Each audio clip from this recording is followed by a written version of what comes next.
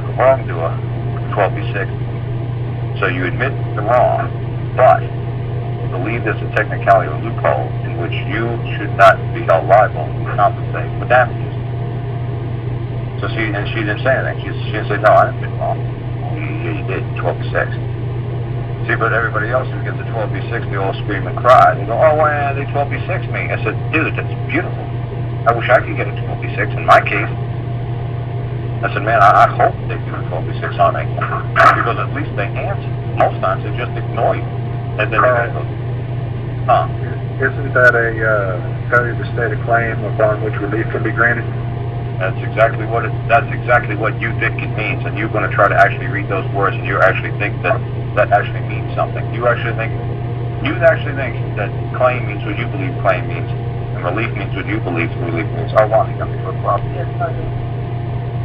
Yeah, I swear these great big work boots, man, in the house, and man, these poor little kittens. I start to hear them crunching. It's like, uh-oh, I'm stepping on them. So that was the wrongdoer's response to your initial claim, the 12b6. Oh yeah, it was lovely. I loved it. That's what I say to people all the time. I said, man, how come you guys can always get a 12b6? Because at least they admit to the wrong. I said, well, why do you guys cry about that? Are you insane? I said, because it's a lot easier to deal with a 12b6 than by just them ignoring you. If they just ignore you, then you got to play this UCC crap. You got to play this, well, tacit acquiescence, failing to respond is proof that you didn't fail to respond, is proof that you did wrong. So it's a lot harder to deal with it. It's much easier than the 12b6 check. So as soon as this 12b6 is like, oh my God, I finally got a 12b6 from them. Oh, happy days. Unbelievable. I said, finally. Did somebody 12b6 me? I said, great, because that's the admission. They admit the wrong. That's exactly what 12b6 means. Now, oh, you think it means, oh, you failed to state a claim which relief could be granted. Let me translate.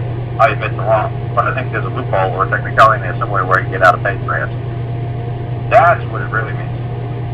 Now, if you want to believe legalese, when they manipulate the words and their fucking definition of, well, we're trying to find a loophole or technicality which we don't have to be held accountable for what we did, well, then it means you failed to state a claim which relief could be granted. There you go. That's what I'm telling you people. You've made the promise. You're trying to interpret what a 12b6 is. You have no right.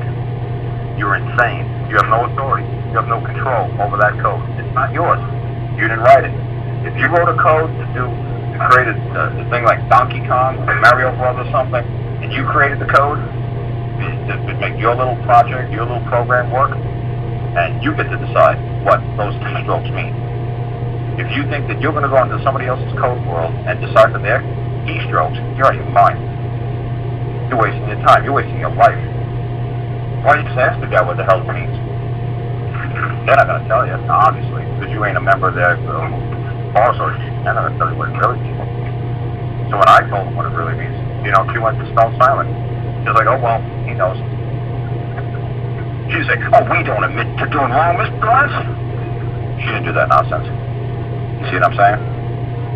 I got the phone.